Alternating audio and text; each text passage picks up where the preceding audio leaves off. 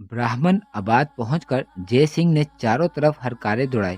राजा दाहिर की शिकस्त से पहले मुल्तान से लेकर राजपूताना तक कई राजा और सरदार अपनी अपनी अफवाज के साथ इसकी मदद के लिए रवाना हो चुके थे। लेकिन नेरून की फतह के बाद जब मोहम्मद बिन कासिम ने ब्राह्मण आबाद का रुख करने की बजाय सेओन और सोस्तान की तरफ पेशकदमी शुरू की, तो इन्हें यह इत्मीनान हो गया था कि ब्राह्मण आबाद के करीब फैसला कुन जंग लड़ने के लिए अभी काफ़ी वक्त है। जून में दरिया भी ज़ोरों पर था और किसी को ये उम्मीद भी ना थी कि मोहम्मद बिन कासिम इसे अबूर करने के लिए पानी उतर जाने तक का भी इंतज़ार नहीं करेगा। इसलिए इन्होंने रास्ते की मंजिलों को नहायत सुकून व इत्मीनान से तय किया।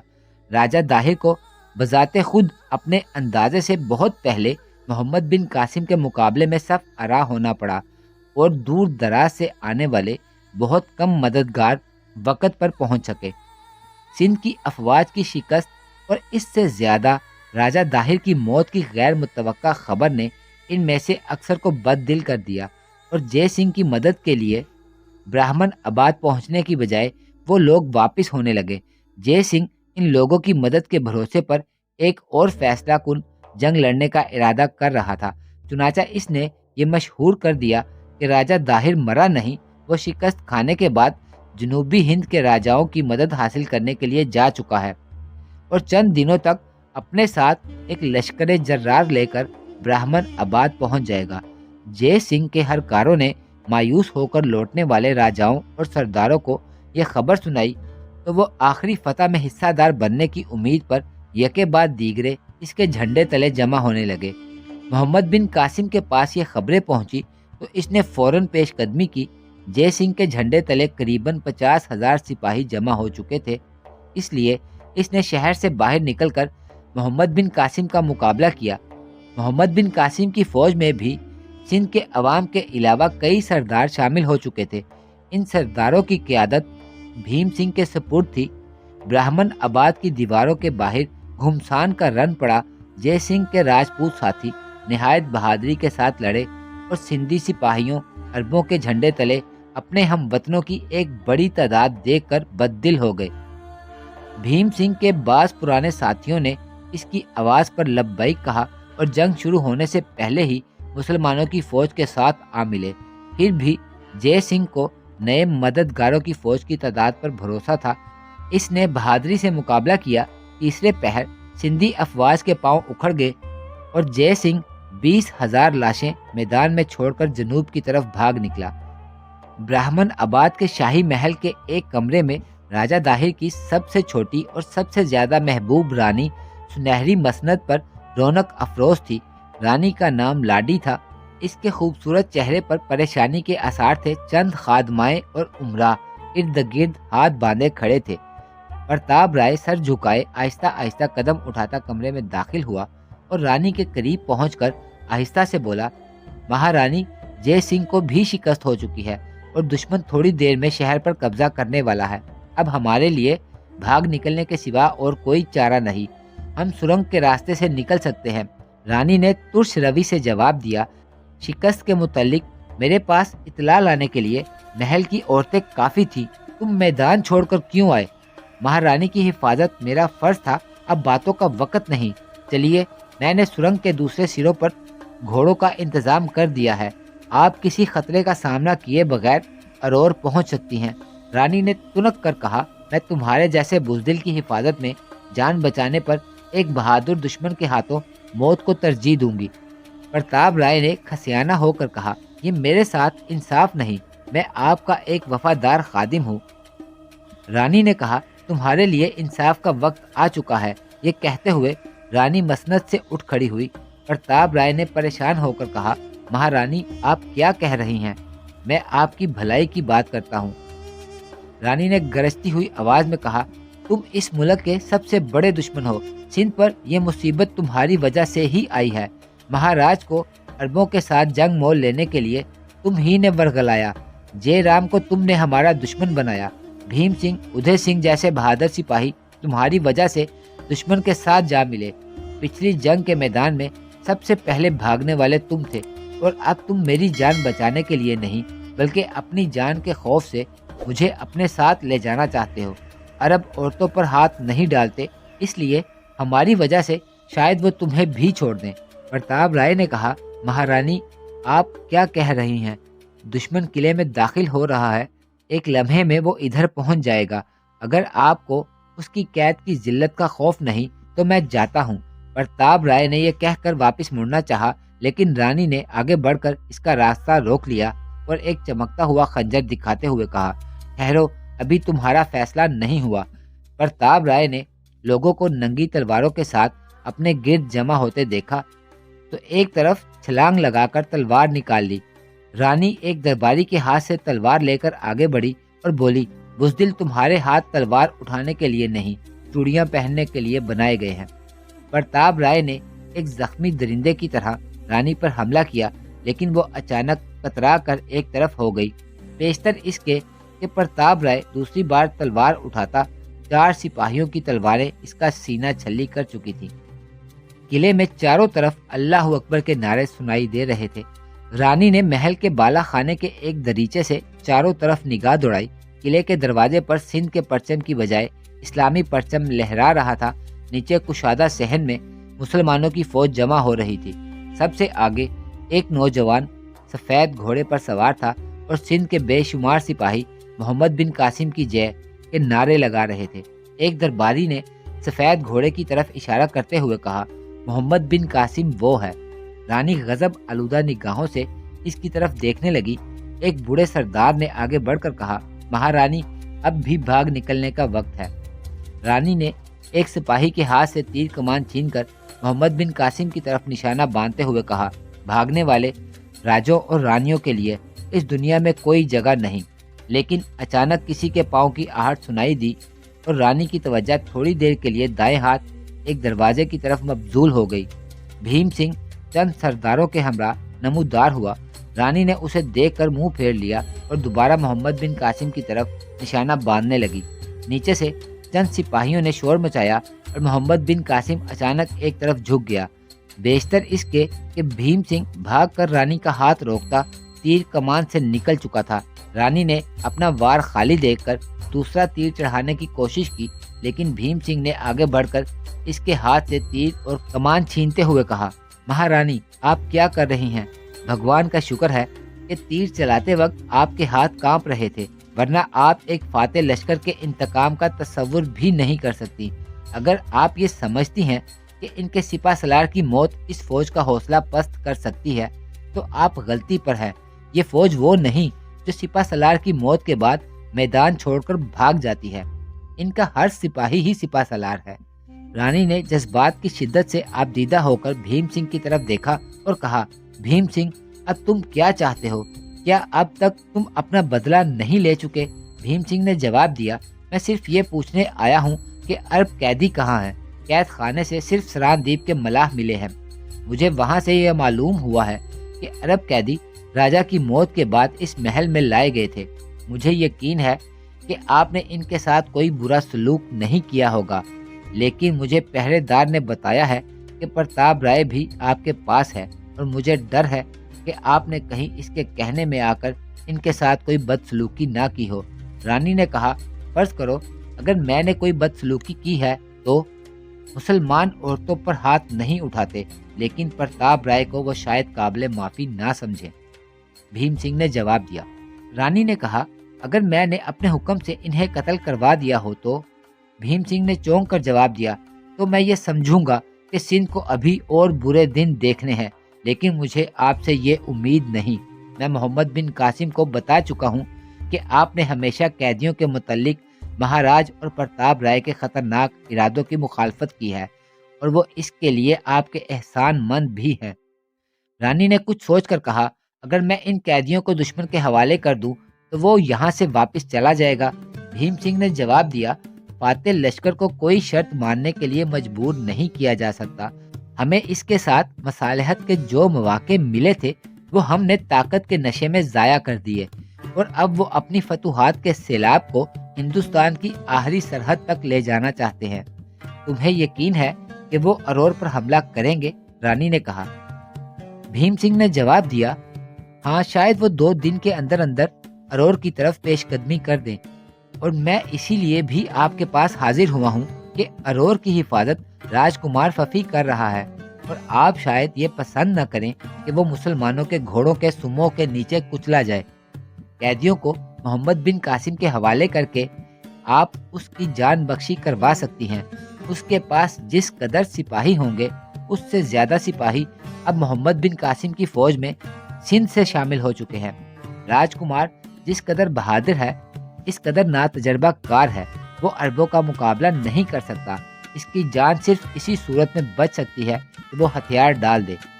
رانی نے پھر تھوڑی دیر ہچکچانے کے بعد کہا، میں نے سنا ہے عربوں کو دولت کا بہت لالچ ہے۔ اگر وہ واپس جانے پر رضا مند ہو تو میں انہیں براہمن آباد کے علاوہ ارور کا خزانہ بھی دے سکتی ہوں۔ بھیم سنگھ نے جواب دیا، وہ ایک اصول کے لیے لڑتے ہیں، یہاں تجارت کے لیے نہیں آئے۔ تمہارے دل میں عربوں کے لیے بہت عزت ہے، انہوں نے تم پر کیا جادو کیا ہے؟ رانی نے بھیم سنگھ سے پوچھا۔ بھیم سنگھ نے چند قدم آگے بڑھ کر نیچے اشارہ کرتے ہوئے کہا، جادو ادھر دیکھیے، ان کے جادو نے کس کس پر اثر نہیں کیا۔ رانی نے نیچے نگاہ دوڑائی۔ شہر کے سرکردہ سردار اور پروہت محمد بن قاسم کے گرد گھیرا ڈال کر اس کے پاؤں چھونے کی کوشش کر رہے تھے، اور وہ گھوڑے پر بیٹھا انہیں ہاتھوں کے اشارے سے منع کر رہا تھا۔ بھیم سنگھ نے کہا، مہارانی دیکھا آپ نے، یہ وہ لوگ ہیں جو تھوڑی دیر پہلے اسے اپنا بدترین دشمن سمجھتے تھے۔ جب اس نے ہمارے ملک پر حملہ کیا تھا، اس کے پاس کل 10-12 ہزار سپاہی تھے، اور اب ہمارے اپنے ملک سے 30-40 ہزار کے لگ بھگ سپاہی اس کی فوج میں شامل ہو چکے ہیں۔ ہمارے پاس جسم کے بچاؤ کے لیے ڈھالے ہیں، لیکن محبت اور اخلاق سے دلوں کے قلعے فتح کرنے والے حملہ آور کا کوئی علاج نہیں۔ سندھ کی آئندہ نسلیں محمد بن قاسم کو اپنے دشمن کی بجائے اپنے بہترین دوست کے نام سے یاد کریں گی۔ آپ جانتی ہیں کہ میں بزدل نہیں، میں شکست کھا کر زندہ واپس آنے کی نیت سے لسبیلا نہیں گیا تھا، لیکن کاش وہ مجھے اس وقت اٹھا کر اپنے سینے سے نہ لگاتا جب میں زخموں سے چور تھا۔ اس نے مجھے موت کے منہ سے چھینا، میرے زخموں پر مرہم رکھا، میری تیمارداری کی، اور میں نے محسوس کیا کہ دنیا کی کوئی طاقت ایسے دشمن کا مقابلہ نہیں کر سکتی۔ میں مہاراج کے پاس اسی لیے آیا تھا کہ انہیں آگ میں کودنے سے بچا سکوں، لیکن میرے اور پتا جی کے ساتھ وہ سلوک کیا گیا جو مسلمان اپنے دشمنوں کے ساتھ بھی نہیں کرتے۔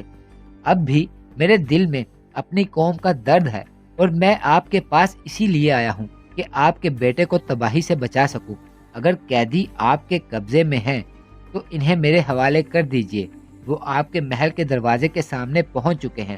جب انہیں یہ معلوم ہوا کہ یہاں آپ ہیں تو انہوں نے حکم دیا کوئی سپاہی محل کے اندر پاؤں نہ رکھے۔ رانی نے ایک کمرے کی طرف بڑھتے ہوئے کہا، آؤ میرے ساتھ۔ بھیم سنگھ اپنے ساتھیوں کو باہر ٹھہرنے کا حکم دے کر رانی کے ساتھ ہو لیا۔ رانی اسے پہلے اس کمرے میں لے گئی جہاں پرتاب رائے کی لاش پڑی ہوئی تھی۔ جب رانی نے یہ بتایا کہ پرتاب رائے اس کی خواہش سے قتل ہوا ہے تو بھیم سنگھ نے کہا، بھگوان کا شکر ہے کہ آپ کو دوست اور دشمن کی تمیز ہو گئی۔ رانی نے جواب دیا، میں اسے شروع سے اپنا دشمن سمجھتی تھی، لیکن کاش مہاراج میری بات مانتے۔ اب اگر تم عرب قیدیوں کو دیکھنا چاہتے ہو تو وہ کونے کے کمرے میں موجود ہیں۔ مہاراج نے اپنی زندگی میں میرا کہا نہ مانا۔ ان کی موت کے بعد میں نے قیدیوں کو اپنے پاس مہمان رکھا ہے، لیکن یہ مسلمانوں کو خوش کرنے کی نیت سے نہ تھا، بلکہ میں شروع سے ہی یہ محسوس کر رہی تھی کہ ان کے ساتھ ظلم ہو رہا ہے۔ پرتاب رائے نے انہیں قتل کرنے کا مشورہ دیا تھا، اور اگر اس کا بس چلتا تو وہ یہ کرنے سے بھی دریغ نہ کرتا۔ بھیم سنگھ نے کہا، بزدل ہمیشہ ظالم ہوتے ہیں، قیدی اب کیا محسوس کرتے ہیں؟ رانی نے جواب دیا، جہاں تک میرا بس چلا ہے میں نے انہیں کوئی تکلیف نہیں دی، چلو تم چل کر خود ہی دیکھ لو۔ بھیم سنگھ نے کہا، کیا یہ بہتر نہ ہوگا کہ محمد بن قاسم خود یہاں آ کر دیکھ لیں؟ اسے تشویش ہے۔ رانی نے جواب دیا، جاؤ جا کر اسے لے آؤ۔ پھر رانی کی رہنمائی میں محمد بن قاسم، زبیر، خالد، ناہید اور زہرا کے علاوہ چند سالار محل کے کونے کے کشادہ کمرے میں داخل ہوئے۔ خالد کا ایک دوست علی خالد کو دیکھتے ہی بھاگ کر اس کے ساتھ لپٹ گیا۔ رانی اس سے پہلے ہی خود اپنی شکست اور مسلمانوں کی فتح کا حال اسے سنا چکی تھی۔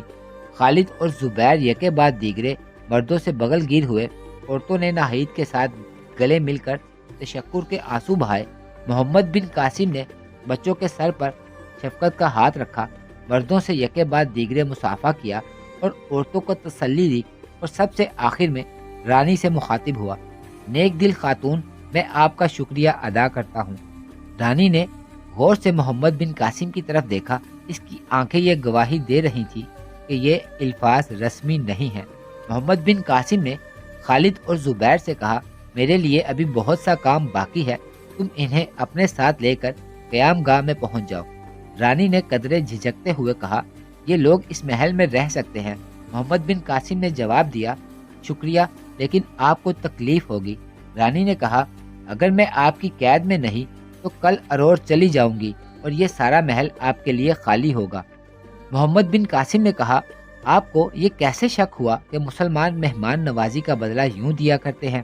آپ اگر ارور جانا چاہتی ہیں تو میں برہمن آباد کے چند سردار آپ کے ساتھ بھیج سکتا ہوں۔ رانی نے سر سے پاؤں تک محمد بن قاسم کو دیکھا اور کہا، اگر میں ارور چلی جاؤں تو کیا وہاں آپ کی فوج میرا تعاقب نہ کرے گی؟ محمد بن قاسم نے کہا، ارور ظلم کی بادشاہت کا آخری قلعہ ہے اور میں اسے فتح کرنے کا ارادہ ترک نہیں کر سکتا۔ میں وہاں ایسے قید خانے کا حال سن چکا ہوں جس میں ابو الحسن جیسے کئی اور قیدی بھی دم توڑ رہے ہیں۔ رانی نے کہا، لیکن ابو الحسن تو فرار ہو چکا ہے اور ارور کے قید خانے میں باقی قیدی ہماری رعایا ہیں، ان کے متعلق سوچنا ہمارا کام ہے۔ اگر آپ کا قانون ہمارے قانون سے اچھا ہے تو اسے اپنے ملک میں چلائیے، ہمیں ہمارے اپنے حال پر چھوڑ دیجیے۔ عربوں کے ساتھ بدسلوکی کی ہمیں کافی سے زیادہ سزا مل چکی ہے۔ محمد بن قاسم نے کہا، لیکن ہم یہ مقصد لے کر اٹھے ہیں کہ ملک خدا کے ہیں اور قانون بھی خدا کا ہونا چاہیے۔ ہم راجا اور رعیت کی تفریق مٹا کر تمام انسانوں کو ایک سطح پر لانا چاہتے ہیں۔ ہم جبر و استبداد کی بجائے عدل و انصاف کی حکومت چاہتے ہیں۔ رانی نے کہا، لیکن راجا اور رعیت کا جھگڑا تو ہندوستان کی ہر سلطنت میں ہے۔ کیا یہ نہیں ہو سکتا کہ آپ جس طرح باقی ہندوستان میں دوسرے انسانوں کا قانون نظر انداز کرتے ہیں، اسی طرح ارور کو بھی اپنی حالت پر چھوڑ دیں؟ محمد بن قاسم نے جواب دیا، آپ کو ہمارے متعلق غلط فہمی ہے۔ ارور ہماری آخری منزل نہیں۔ میں ہندوستان کے آخری حدود تک اس انقلاب کا پیغام لے کر جانا چاہتا ہوں۔ سندھ سب سے پہلے ہماری توجہ کا مرکز اس لیے بنا کہ ستم رسیدہ انسانیت کی دبی ہوئی آواز ہمارے کانوں تک سب سے پہلے آ پہنچی۔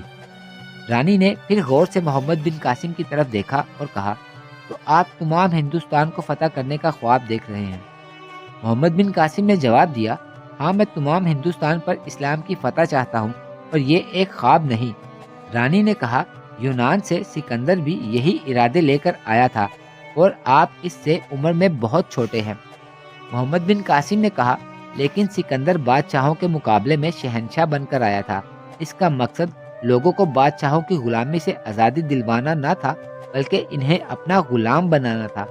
میں خدا کی زمین پر انسان کی بادشاہت سے منکر ہوں۔ اسے اپنی طاقت پر بھروسہ تھا، مجھے خدا کی رحمت پر بھروسہ ہے۔ اسے انسانوں کی مدد کا بھروسہ تھا، لیکن مجھے اللہ کی مدد کا بھروسہ ہے۔ اس کی سب سے بڑی شکست یہ تھی کہ اس کے اپنے سپاہی اس سے بگڑ گئے، اور میری سب سے بڑی کامیابی یہ ہے کہ جو کل تک میرے دشمن تھے آج میرے ساتھی ہیں، اور یہ میری فتح نہیں، اسلام کی صداقت کی فتح ہے۔ رانی نے مایوس ہو کر کہا، تو اس کا مطلب یہ ہے کہ آپ ارور پر ضرور حملہ کریں گے؟ محمد بن قاسم نے کہا، یہ میرا فرض ہے۔ رانی نے ملتجی ہو کر کہا، مجھے معلوم ہے کہ برہمن آباد اور ارور کے درمیان کوئی ایسی خندق نہیں جسے آپ پاٹ نہ سکیں، لیکن اگر آپ مجھے کسی نیک سلوک کی مستحق سمجھتے ہیں تو میرے بیٹے پر رحم کریں، وہ آپ کا آخری دم تک ساتھ دے گا۔ آپ مجھے ارور جا کر اسے سمجھانے کا موقع دیں۔ اسے جے سنگھ نے یقین دلایا ہے کہ مہاراج مرے نہیں، زندہ ہیں۔ میں اسے یہ بتانا چاہتی ہوں کہ اب مقابلے سے کوئی فائدہ نہیں، لیکن آپ کو یہ وعدہ کرنا ہوگا کہ ہتھیار ڈالنے کے بعد آپ اس سے کوئی بدسلوکی نہیں کریں گے۔ وہ میرا ایک ہی بیٹا ہے۔ اگر آپ کو اس کا سندھ میں رہنا ناگوار ہو تو میں اسے کہیں دور لے جاؤں گی۔ محمد بن قاسم نے کہا، میں وعدہ کرتا ہوں کہ اس کے ساتھ کوئی بدسلوکی نہ ہوگی، بلکہ حق کے مقابلے میں باطل کی علم برداری سے دستکش ہو جانے کے بعد ہم اسے قابل احترام سمجھیں گے۔ محمد بن قاسم نے اس کے بعد رانی سے پوچھا، آپ کب جانا چاہتی ہیں؟ رانی نے جواب دیا، میں صبح سویرے ہی روانہ ہو جاؤں گی۔